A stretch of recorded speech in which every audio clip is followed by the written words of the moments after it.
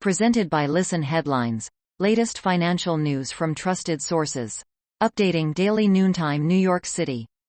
The Library of Economics and Liberty. January 15. 11:07 America, New York, a 5.5% hit from Brexit?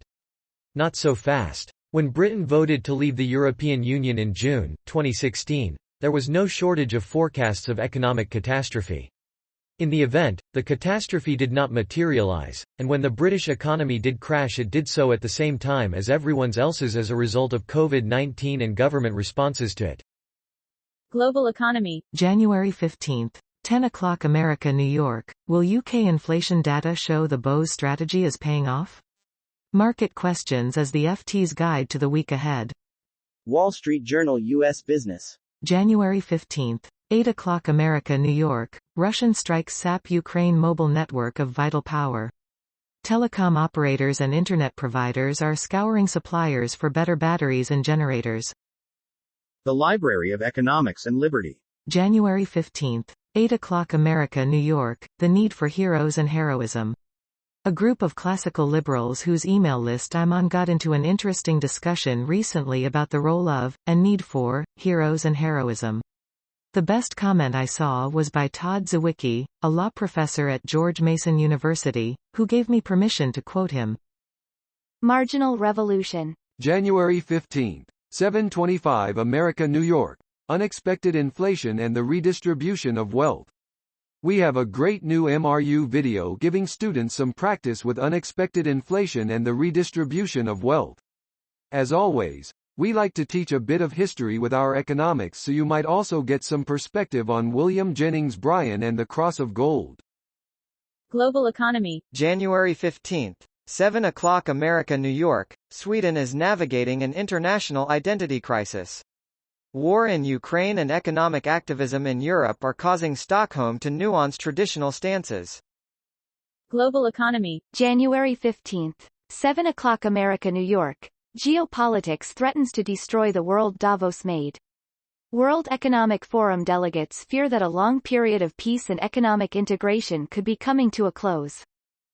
Wall Street Journal U.S. Business. January 15. 6 o'clock America, New York. Former executives of Fox subsidiary face trial in FIFA bribery case. Prosecutors allege two former executives of 21st Century Fox paid bribes for soccer broadcasting rights in South America, in a trial set for this week in Brooklyn, NY. Wall Street Journal U.S. Business. January 15. 5:30 America, New York. Agriculture companies push carbon capture farming. Growers are skeptical. Executives say farming programs designed to capture carbon dioxide in fields offer long-term benefits including healthier soil, and they provide extra cash. New York Times Business. January 15. 5 o'clock America, New York. Auburn banned TikTok, and students can't stop talking about it. The school's prohibition brings a geopolitical fight front and center for TikTok's biggest fans, young Americans. Students at Auburn University's campus on Tuesday, the day before classes resumed for the spring semester. New York Times Business. January 15. 5 o'clock America, New York. After a burst of new businesses, a cooling economy intrudes. The pandemic has brought a boom in entrepreneurship, but higher interest rates, a chill in venture capital and fears of recession now pose obstacles. Pause and Rec, a business started during the pandemic, offers dog daycare in the Tampa, Florida, area. Marginal revolution. January 15. 2:44 America, New York. The major revolutions I have seen in my lifetime. The nature, size of impact, and time horizons on all these vary greatly, but here is my list. 1. Moon landing, 1969. Most of the impact still not felt, except for satellites. My parents did let me stay up late at night to watch it. The Library of Economics and Liberty. January 14. 2045 America, New York. My 2021 mistake. A commenter recently asked me about my criticism of Fed policy during 2021. During that year, I was not particularly critical of Fed policy. So is it fair for me to now suggest that Fed policy was too expansionary during 2021? The answer is yes, but clearly that requires some explanation. BBC News Business.